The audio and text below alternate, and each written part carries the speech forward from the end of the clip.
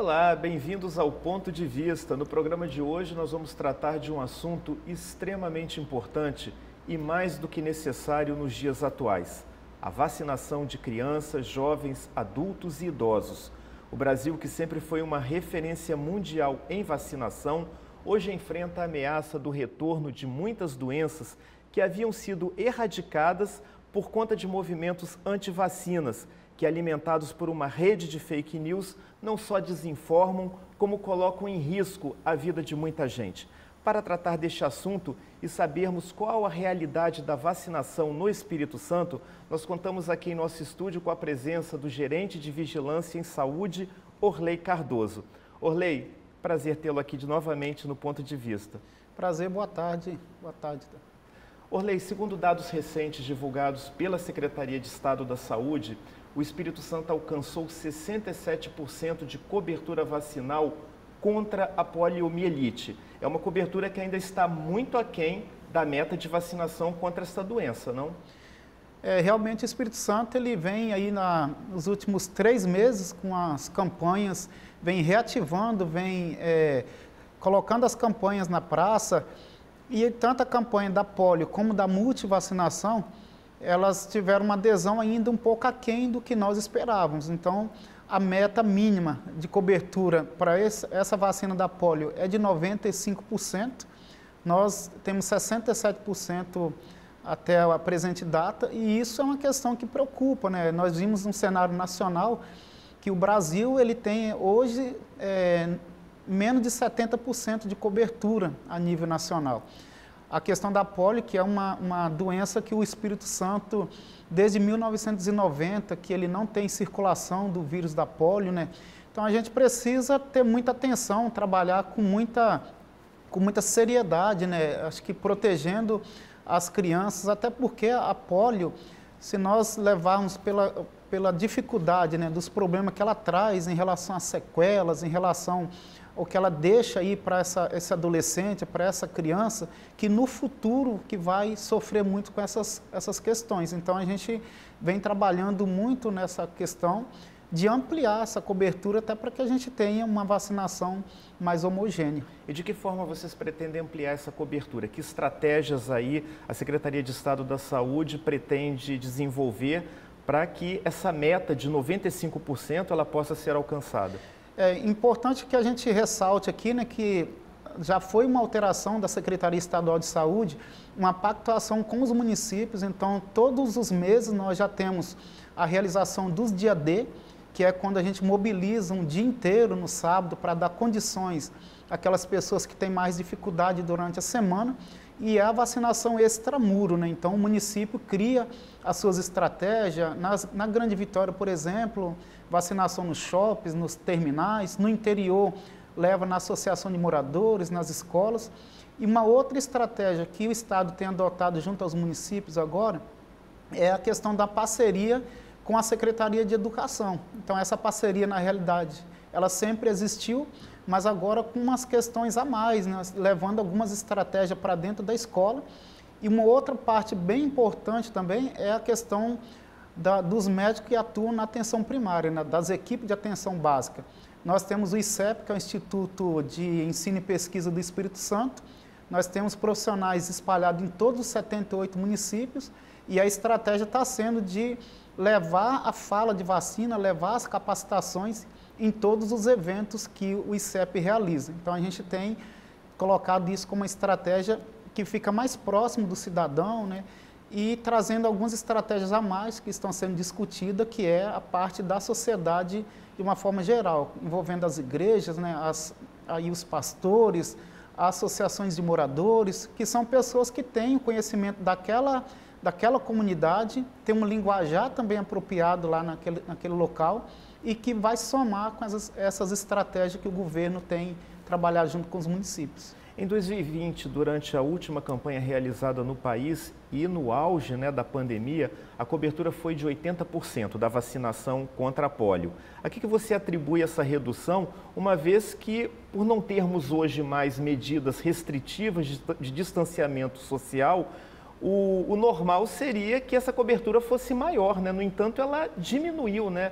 Nós tivemos 80% de cobertura no auge da pandemia e agora que não temos assim um quadro tão agravante da Covid-19, essa cobertura caiu. É fake news? Esse ano, particularmente, em 2022, com a questão das eleições, então nós tivemos um debate muito difícil, né, esse ano aí, e para a saúde pública isso também complicou, porque hoje a velocidade com que as informações chegam é muito rápido, então as fake news elas chegam, infelizmente, às vezes chega na frente.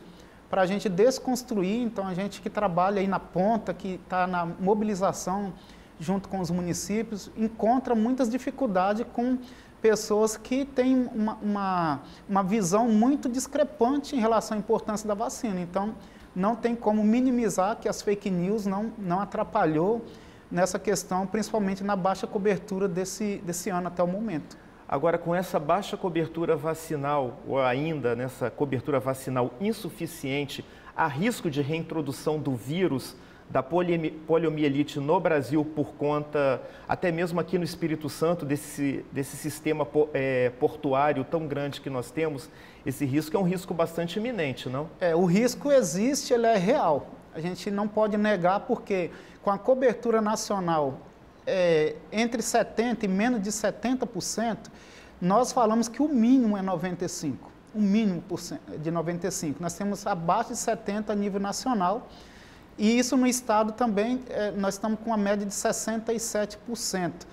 Isso favorece sim, porque se nós temos bolsões de pessoas sem estar imunizada, nós podemos ter o risco do aparecimento da doença nesses bolsões e isso se espalhar. Se fosse uma questão específica do estado do Espírito Santo, a vulnerabilidade seria menor. Mas nós temos um país inteiro que está aí com as coberturas baixas e a doença pode entrar de várias formas. E como você disse bem, o Espírito Santo tem essa questão da entrada portuária, nós temos o aeroporto que é fonte de chegada de muita gente, né, de outros países, mas nós nem falamos da questão de pessoas de fora, mas sim da própria federação, já que o país atravessa essa dificuldade na cobertura.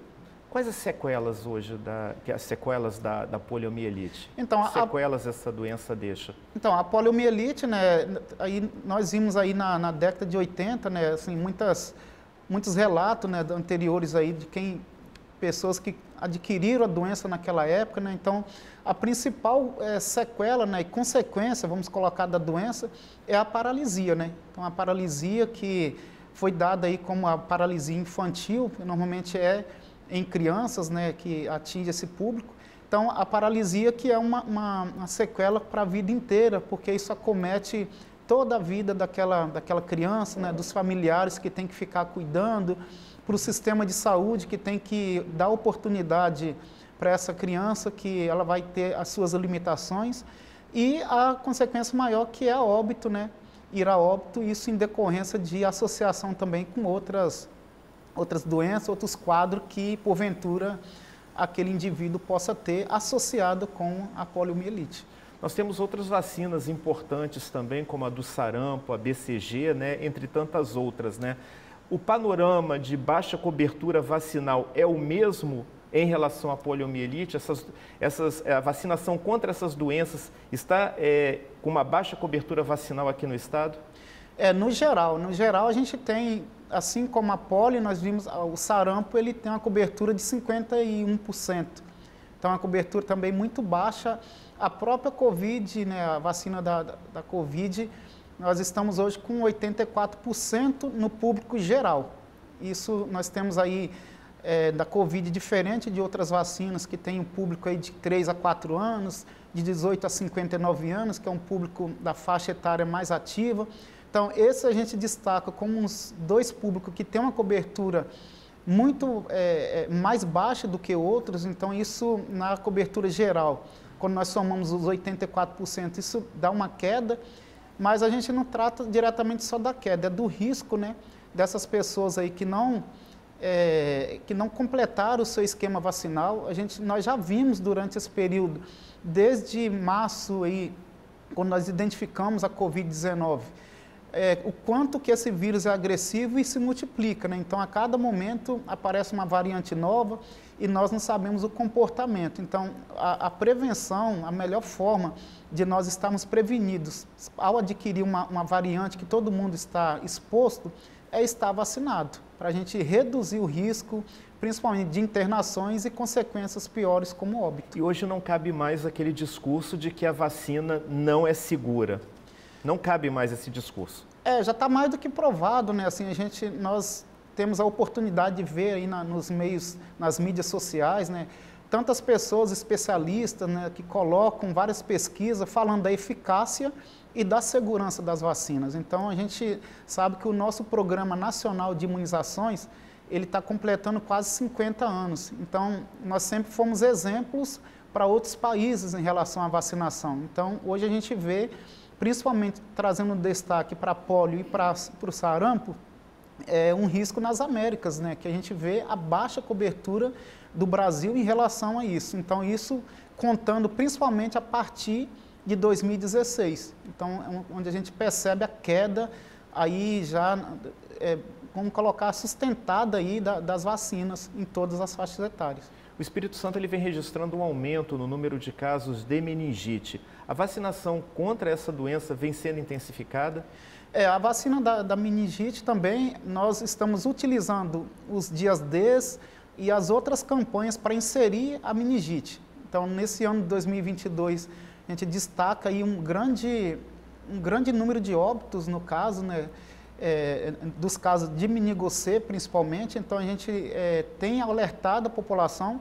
Foi feita uma extensão de campanha também esse ano para um público fora da faixa etária até os 19 anos de idade, para a gente pegar aquelas pessoas que, por um motivo ou outro, não tomaram a vacina na infância, né? Mas a gente ainda continua alertando, né, para que a pessoa revisite seu cartão de vacina e verifique onde que ele está atrasado, porque nós temos vacina. E quem deve se vacinar contra a meningite? A meningite nós temos o público, né, principalmente aí abaixo dos 5 anos, né, de idade, que é aí a faixa etária que tem que estar prestando bastante atenção, né? Depois um público aí de 12, 13 anos. Então, é um público que existe a vacina disponível e que o maior, a gente fala que é o maior cuidado, né? A maior prevenção que nós podemos ter é disponibilizar a vacina, e ela é disponibilizada e falta aceitação. Agora, Orley, quais os investimentos que foram feitos pela Secretaria de Saúde nessa questão específica da vacinação aqui no Estado? Os investimentos do Estado, ele começou pelo sistema de informação, né? Nós temos o Vacina e Confia, que ele é disponível aí para a população de uma forma geral.